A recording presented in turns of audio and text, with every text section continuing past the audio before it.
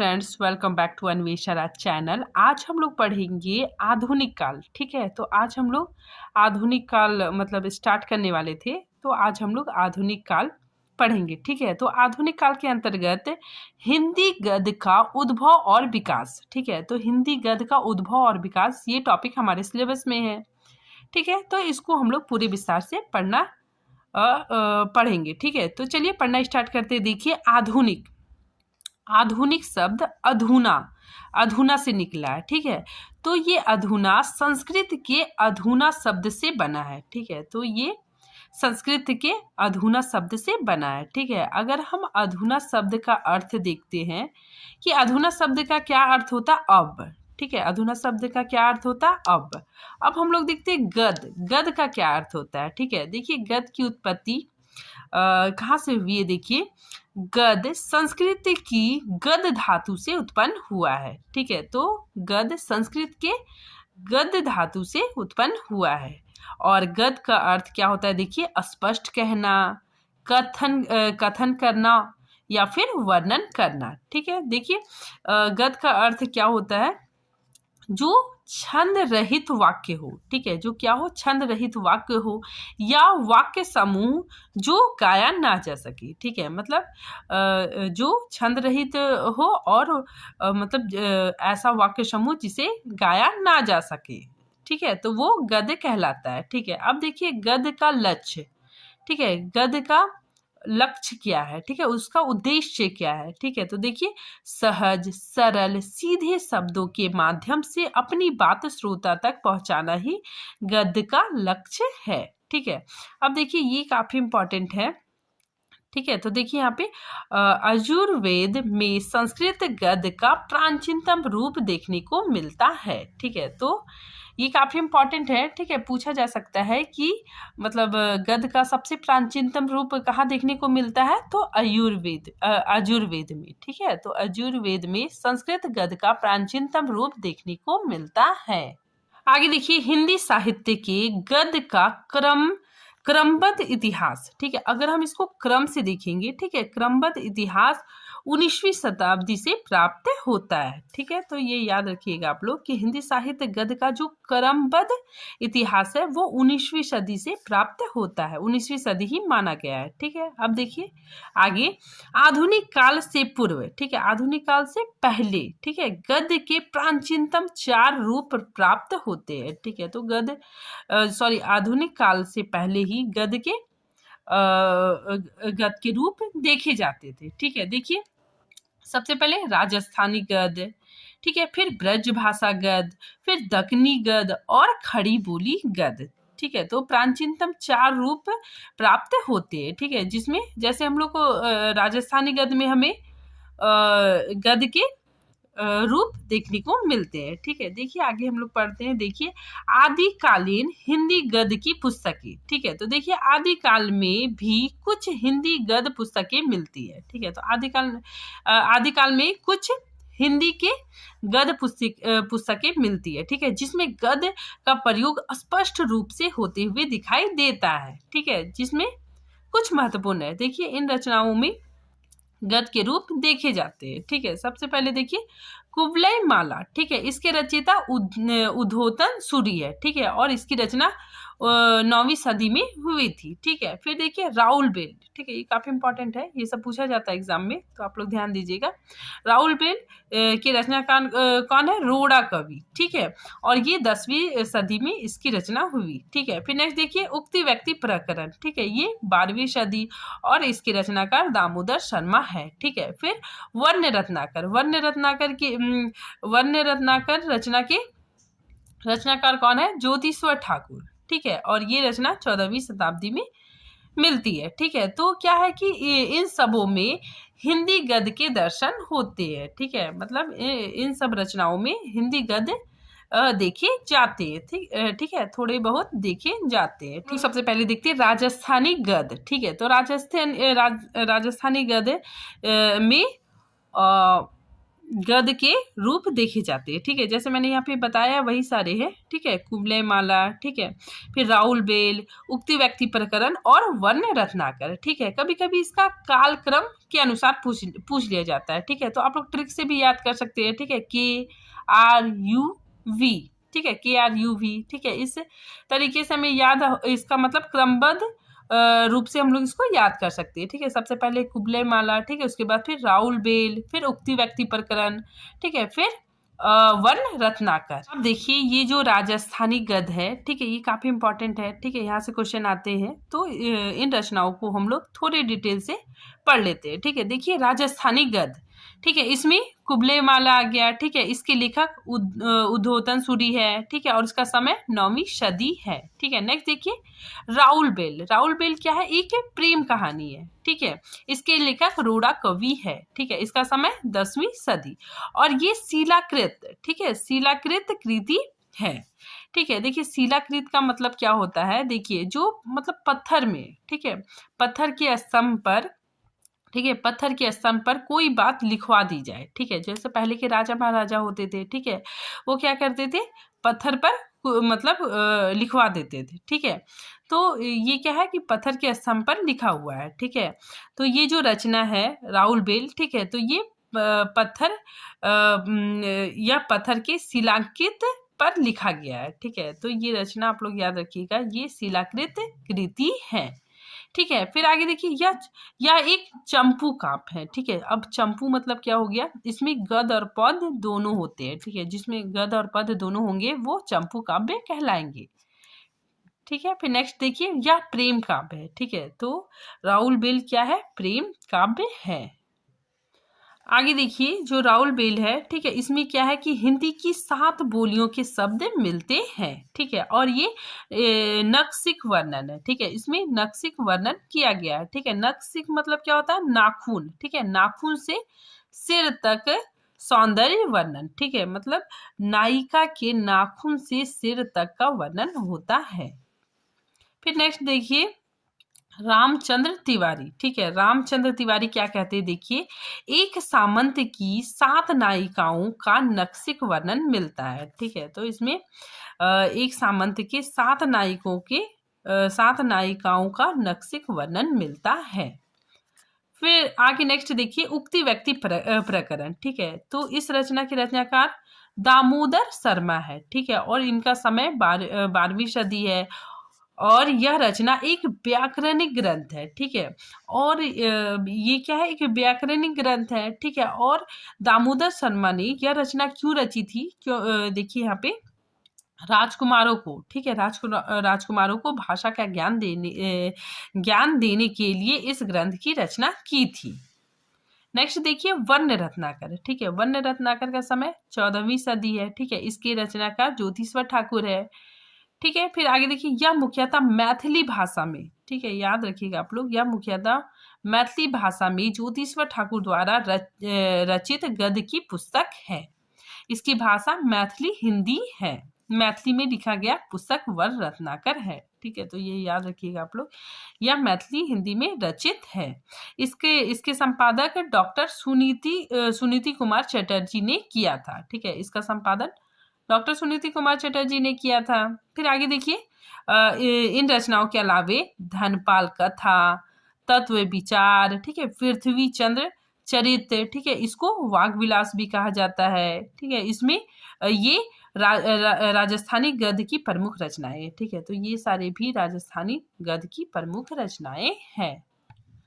आगे देखिए ब्रज भाषा का गद्य। ठीक है, देखिए ब्रज भाषा गद्य की प्रारंभिक रचनाएं एवं उनके रचनाकार। ठीक है, इधर रचनाएं दिया हुआ है और इधर रचनाकार। सबसे पहले हम लोग देखते हैं सिंगार रस मंडन। ठीक है, इसके रचनाकार कौन है? विठलनाथ। ठीक है, विठलनाथ है। फिर नेक्स्ट देखिए अष्टयाम। अष्टयाम के रचनाकार नाभादास। 84 वैष्णव की वार्ता, ठीक है, और 200 वैष्णव की वार्ता के रचनाकार गोकुलनाथ हैं। ठीक, नेक्स्ट देखिए अघन महात्म्य और वैशाख महात्म्य। ठीक है, इस रचना के रचनाकार बैकुंठ मणि शुक्ल हैं।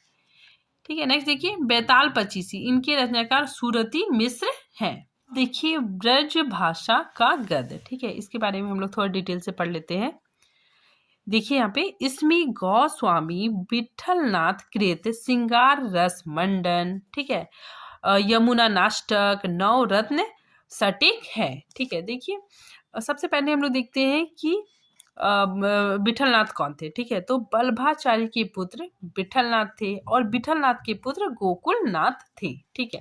तो देखिए इनकी रचना श्रृंगार रस मंडन है, ठीक है। और हम लोग जानते हैं कि बल्भाचार्य कौन थे, इन्होंने ही शुद्धाद्वैतवाद की स्थापना की थी, ठीक है। तो ये शुद्धाद्वैतवाद के स्थापक भी है, ठीक है। और गोकुलनाथ जी ने 252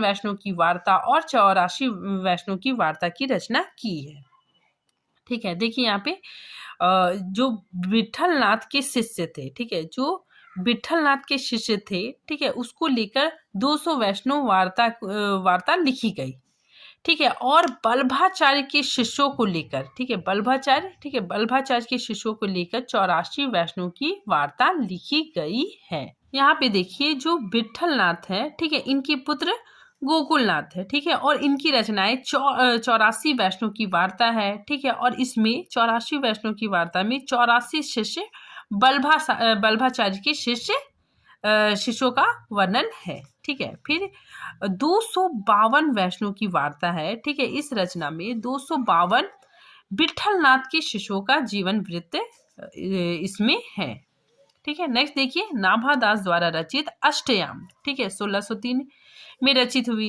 इसकी रचना हुई, ठीक है। और इसमें क्या है, देखिए इस रचना में क्या है, देखिए इसमें भगवान राम के दिनचर्या का वर्णन किया गया है, ठीक है। यह रचना ब्रज भाषा गद्य में किया गया है और राम के 8 ठीक है, राम के 8 पहर के दिनचर्या का वर्णन है, ठीक है। नेक्स्ट देखिए ब्रज भाषा गद्य के साथ, ठीक है, ब्रज भाषा गद्य के साथ खड़ी बोली का धीरे धीरे विकास होने लगा, ठीक है। तो ब्रज भाषा गद्य के साथ धीरे धीरे खड़ी बोली का विकास होने लगा। आगे देखिए प्रारंभ में साहित्यिक हिंदी को खड़ी बोली, ठीक है, साहित्यिक हिंदी को खड़ी बोली कहा गया।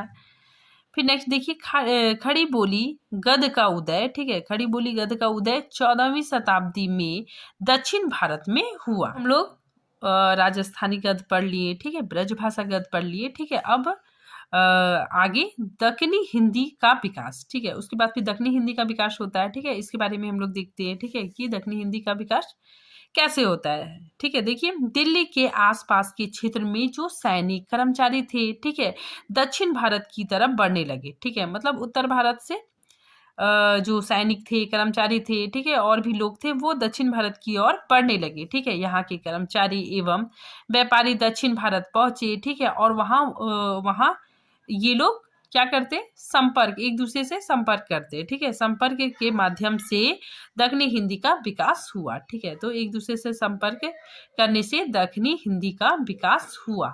ये देखिए खड़ी बोली गद्य का प्राचीनतम रूप दक्कनी साहित्य में मिलता है, ठीक है। नेक्स्ट देखिए दक्षिण में इसे हिंदी, हिंदवी, दक्कनी, देहलवी, जबान ए हिंदुस्तान आदि नामों से पुकारा गया है। नेक्स्ट देखिए खड़ी बोली गद्य के प्रारंभिक दक्षिण भारतीय लेखक ख्वाजा बंदा नवाज गेसूद राज, ठीक है, ये काफी इंपॉर्टेंट है, ठीक है। ये कौन थे, मतलब प्रारंभिक लेखक थे, ठीक है। और इनकी प्रमुख रचना कौन सी है, देखिए मेराजुल आशिकीन, ठीक है, और शिकारनामा और हिदायतनामा, ठीक है। तो ये जो रचना है ये दक्षिण की प्रथम गद्य रचना है। आगे देखिए मुल्ला वजी, ठीक है, मुल्ला वजी लेखक है, ठीक है। इनकी प्रमुख रचना सबरस है, ठीक है, काफी इंपॉर्टेंट है, और ये सबरस उर्दू में लिखा गया है, ठीक है। तो मुल्ला वजी की रचना सबरस और कुतुब मुस्तरी है, ठीक है। नेक्स्ट देखिए मोहम्मद अली कुतुब शाह, ठीक है, इनकी प्रमुख रचना कौन सी है, देखिए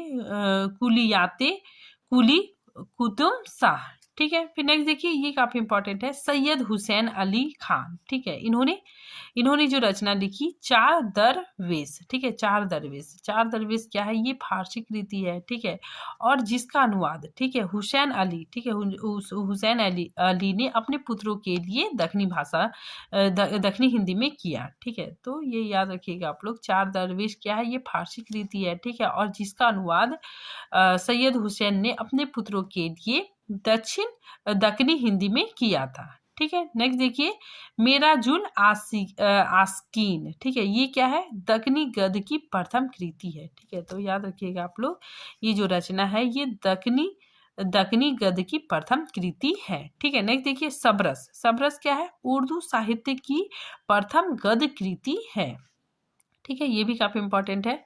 फिर नेक्स्ट देखिए, खड़ी बोली का सर्वप्रथम प्रयोग किसने किया था, तो अमीर खुसरो ने किया था। आगे देखिए, उत्तर भारत में खड़ी बोली का विकास। ठीक है, अभी जो हम लोगों ने पढ़ा वो दक्षिण भारत में खड़ी बोली का विकास था। ठीक है, अब हम लोग पढ़ रहे हैं उत्तर भारत में खड़ी बोली का विकास। ठीक है, देखिए, उत्तर भारत में खड़ी बोली गद्य के रचनाकार। ठीक है, देखिए, उत्तर भारत में खड़ी बोली गद्य के रचनाकार कौन कौन है, देखिए, चंद छंद वर्णन की महिमा। ठीक है, ये रचना 16वीं 17वीं शताब्दी में रची गई। ठीक है, और इसके कवि इस रचना के कवि गंग है। ठीक है, और गंग अकबर के समकालीन कवि थे। ठीक है, फिर नेक्स्ट देखिए, भाषा योग वशिष्ठ। ठीक है, इसकी रचना 1741 ईस्वी में हुई। ठीक है, और इसके रचनाकार राम प्रसाद निरंजनी है। ठीक है, और ये पटियाली दरबार में रहते थे। ठीक है, फिर आगे देखिए, आचार्य रामचंद्र शुक्ल के अनुसार खड़ी बोली गद्य का प्रथम शुद्ध एवं परिष्कृत ग्रंथ किसे माना है, भाषा योग वशिष्ठ को माना है। ठीक है, तथा प्रथम पौड़ खड़ी बोली गद्य के लेखक। ठीक है, तो प्रथम खड़ी बोली गद्य के लेखक किसे माना है आचार्य रामचंद्र शुक्ल ने, तो राम प्रसाद निरंजनी को माना है। ठीक है, फिर नेक्स्ट देखिए, जैन पद्म पुराण का भाषानुवाद, ठीक है, 1761 ईस्वी में किसने किया, तो दौलत राम ने किया। ठीक है, नेक्स्ट देखिए, ये काफी इंपॉर्टेंट है, पूछा जाता है, रानी केतकी की कहानी। ठीक है, ये रचना किसने लिखी है, तो इंसा अल्लाह खान जी की रचना है।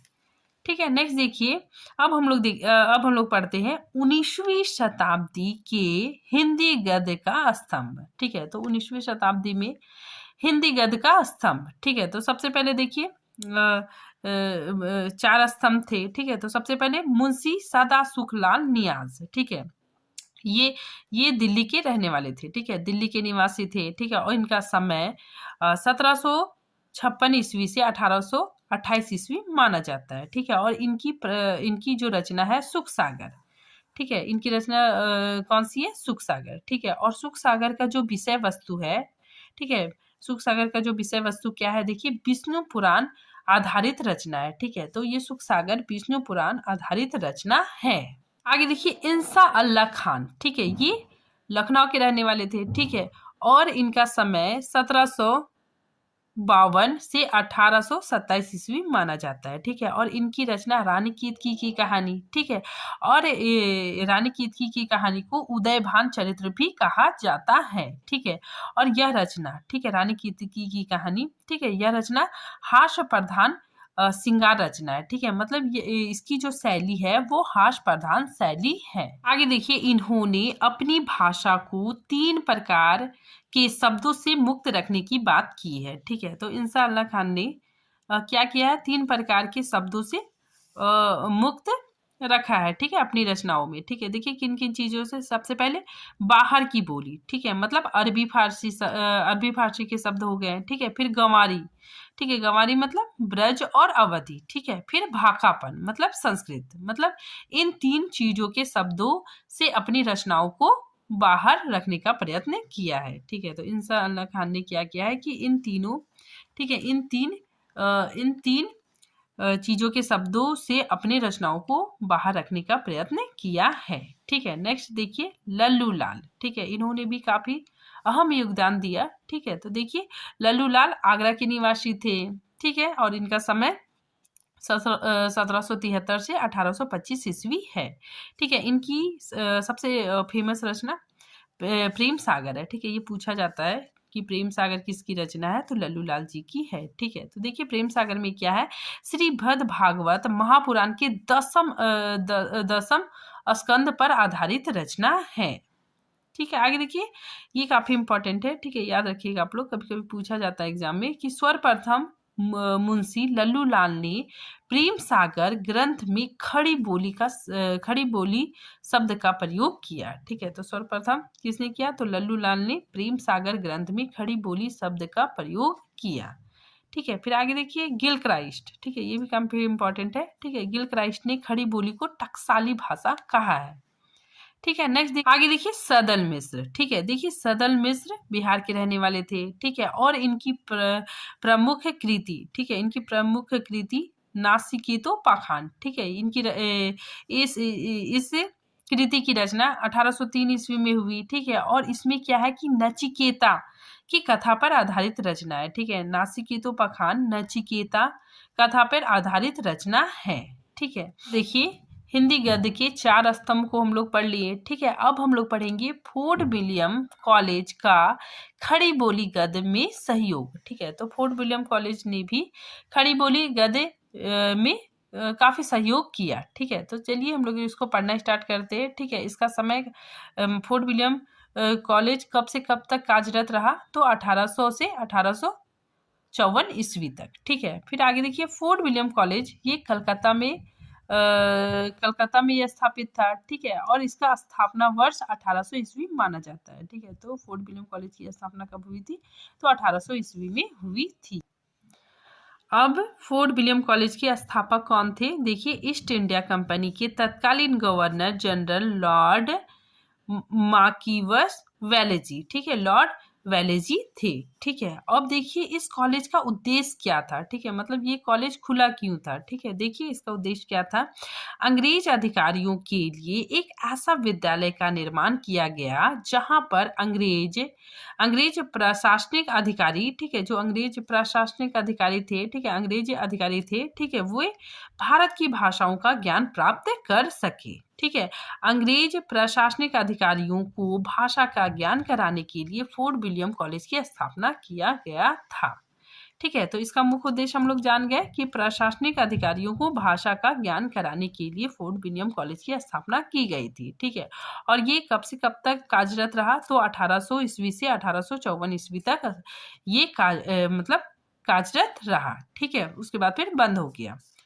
ठीक है, आगे देखिए हिंदी विभाग के अध्यक्ष हिंदुस्तानी भाषा के जॉर्ज गिलक्राइस्ट के निर्देश में सुचारू रूप से चला। ठीक है, तो जॉर्ज गिलक्राइस्ट के निर्देश पर मतलब ये सुचारू रूप से चला।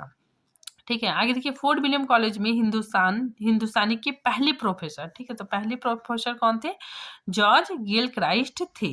ठीक है, अब देखिए प्रमुख मुंशी अध्यापक। ठीक है, देखिए कौन कौन से अध्यापक थे जो फोर्ट विलियम कॉलेज में पढ़ाते थे। ठीक है, देखिए लल्लू लाल, ठीक है, सदल मिश्र, ठीक है, ये दोनों क्या थे, ये दोनों फोर्ट विलियम कॉलेज से संबंधित रहे। ठीक है, फिर देखिए इंदवेश्वर, गंगा प्रसाद शुक्ल, ठीक है, ख्याली राम, बाहे सच्चिदानंद। ठीक है, तो ये सारे प्रमुख मुंशी या फिर अध्यापक थे। ठीक है, फिर आगे देखिए ये भी काफी इंपॉर्टेंट है, आचार्य रामचंद्र शुक्ल ने भारतेंदु हरिश्चंद्र को वर्तमान हिंदी गद्य का प्रवर्तक माना। ठीक है, तो पूछा जाता है, तो ये याद रखिएगा आप लोग कि आचार्य रामचंद्र शुक्ल ने भारतेंदु हरिश्चंद्र को वर्तमान हिंदी गद्य का प्रवर्तक माना है। पत्रिकाओं ने भी अपना महत्वपूर्ण योगदान दिया। ठीक है, गद्य के विकास में समाचार पत्रों ने भी अपना महत्वपूर्ण योगदान दिया। ठीक है, देखिए सबसे पहले उदन मार्तंड, ठीक है, ये प्रथम पत्रिका थी। ठीक है, और इसके संपादक पंडित जुगल किशोर थे। ठीक है, और ये 1826 ईस्वी में कलकत्ता से प्रकाशित होती थी। ठीक है, कहीं कहीं यहाँ पे जुगल, ठीक है, जुगल भी लिखा हुआ मिलता है। ठीक है, जुगल किशोर। ठीक है, नेक्स्ट देखिए बनारस। ठीक है, बनारस पत्रिका राजा शिव प्रसाद सितारे हिंद इसके संपादक थे। ठीक है, इन्होंने ही बनारस पत्रिका निकाला था। ठीक है, 1845 ईस्वी में। ठीक है, और ये काशी से प्रकाशित होती थी। ठीक है, नेक्स्ट देखिए सुधाकर पत्रिका के संपादक तारा मोहन मित्र थे, ठीक है, और ये 1850 ईस्वी में काशी से प्रकाशित होती थी, ठीक है। नेक्स्ट देखिए बुद्धि प्रकाश, ठीक है, ये पत्रिका मुंशी सदा सुखलाल इसके संपादक थे, ठीक है, और ये 1852 ईस्वी में आगरा से प्रकाशित होती थी, ठीक है। समाज एवं धर्म सुधारक संस्थाएं, ठीक है, देखिए कुछ अन्य संस्थाओं ने भी काफी योगदान दिया, ठीक है। सबसे पहले देखिए राजा राम मोहन राय, ठीक है, इन्होंने भी काफी योगदान दिया, ठीक है। तो राजा राम मोहन राय द्वारा 1815 ईस्वी में खड़ी बोली गद्य में वेदांत सूत्रों का, ठीक है, वेदांत सूत्रों का इन्होंने अनुवाद करवाया, ठीक है। फिर देखिए जो राजा राम मोहन राय है, ठीक है, इन्होंने बंगदूत नामक पत्रिका का प्रकाशन करवाया, ठीक है, 1829 ईस्वी में, ठीक है। तो बंगदूत 1829 ईस्वी में, ठीक है, बंगदूत नामक हिंदी पत्र का प्रकाशन करवाया, ठीक है। देखिए आर्य समाज, ठीक है, आर्य समाज के संस्थापक कौन है? दयानंद सरस्वती, ठीक है, दयानंद सरस्वती ने ही सत्यार्थ प्रकाश नामक पुस्तक निकाला था, ठीक है। वे मतलब थे तो गुजराती, ठीक है, लेकिन उन्होंने अपनी पुस्तक हिंदी में लिखी, ठीक है, तो सत्यार्थ प्रकाश नामक पुस्तक निकाला, ठीक है। तो देखिए यहाँ पे आर्य समाज सत्यार्थ प्रकाश का 1883 ईस्वी में द्वितीय संशोधित परिवर्धित संस्कार प्रकाशित हुआ, ठीक है। अब देखिए दो लोगों ने भी काफी अहम भूमिका निभाई, ठीक है। तो देखिए यहाँ पे खड़ी बोली हिंदी गद्य साहित्य के प्रारंभिक लेखक, ठीक है, तो इन प्रारंभिक लेखकों ने भी अपना महत्वपूर्ण योगदान दिया, ठीक है। तो सबसे पहले कौन है? राजा शिव प्रसाद सितारे हिंद, ठीक है, इन्होंने भी काफी योगदान दिया, ठीक है। इनका समय 1823 ईस्वी से 1893 ईस्वी तक रहा, ठीक है, और ये शिक्षा विभाग में इंस्पेक्टर थे, ठीक है। तो देखिए राजा शिव प्रसाद सितारे हिंद प्रारंभ में, ठीक है, प्रारंभ में संस्कृत मिश्रित हिंदी का प्रयोग करते थे, ठीक है, लेकिन बाद में उर्दू, ठीक है, ये उर्दू के समर्थक हो गए, ठीक है, तो उर्दू मिश्रित हिंदी के समर्थक हो गए, ठीक है। तो ये याद रखिएगा आप लोग कि राजा शिव प्रसाद सितारे हिंद शुरुआत में तो संस्कृत मिश्रित हिंदी के समर्थक थे, ठीक है, लेकिन बाद में उर्दू मिश्रित हिंदी के समर्थक हो गए, ठीक है। फिर आगे देखिए इन्होंने एक अखबार निकाला, ठीक है, तो इन्होंने एक अखबार निकाला, ठीक है, वो अखबार कौन सा था? देखिए बनारस अखबार, ठीक है, तो इन्होंने बनारस अखबार निकाला, ठीक है। फिर आगे देखिए लगभग 35 ग्रंथों की रचना की, ठीक है, तो इन्होंने लगभग 35 ग्रंथों की रचना की, ठीक है, और पाठ्य पुस्तक तैयार करवाई, ठीक है, तो इन्होंने पाठ्य पुस्तक भी तैयार करवाई, ठीक है। फिर देखिए इनकी प्रमुख रचनाओं को देखते हैं, ठीक है, जो अक्सर एग्जाम में पूछा जाता है, ठीक है, तो कौन कौन है? देखिए मानव धर्म सार, आलासियों का कोड़ा, राजा भोज का सपना, ठीक है, तो ये सब काफी इंपॉर्टेंट है। इतिहास तिमिर नाशक और वामा मनरंजन, ठीक है, तो ये रचनाएं राजा शिव प्रसाद सितारे हिंद की प्रमुख रचनाएं हैं, ठीक है। नेक्स्ट देखिए राजा लक्ष्मण सिंह, ठीक है, तो राजा लक्ष्मण सिंह भी काफी इंपॉर्टेंट है। ये कैसे थे? देखिए संस्कृत निष्ठ खड़ी बोली हिंदी के समर्थक थे, ठीक है, मतलब ये अपने शुरू से मतलब जीवन काल तक ये संस्कृत निष्ठ हिंदी के समर्थक थे, ठीक है, तो संस्कृत निष्ठ खड़ी बोली हिंदी के समर्थक थे। और इनकी जो अनुदित कृतियां कौन कौन सी है? अनुदित कृतियां मेघदूत, शकुंतला, रघुवंश, ठीक है, तो ये इनकी रचनाएं हैं, ठीक है, अनुदित कृतियां हैं। और प्रजा हितैषी, ठीक है, इन्होंने भी एक पत्रिका निकाला, ठीक है, प्रजा हितैषी पत्रिका का संपादन किया। हम लोग देखते हैं हिंदी के समर्थक कवि कौन कौन थे, ठीक है, तो राजा लक्ष्मण सिंह, ठीक है, सरदाराम फुलौरी और नवीन चंद्र राय, ठीक है, उसके बाद फिर दयानंद सरस्वती, फिर नेक्स्ट देखिए पिनकट साहब, ठीक है, तो ये सारे हिंदी के समर्थक थे, ठीक है। नेक्स्ट देखिए उर्दू के समर्थक, अब उर्दू के समर्थक कौन कौन थे? राजा शिव प्रसाद सितारे हिंद, ठीक है, गारशाद अत्ताची, सर सैयद अहमद खान, ठीक है, तो ये लोग उर्दू के समर्थक थे, ठीक है। तो आज ये टॉपिक यहीं पे खत्म होता है, ठीक है, मिलते हैं नेक्स्ट टॉपिक के साथ, तब तक के लिए थैंक यू।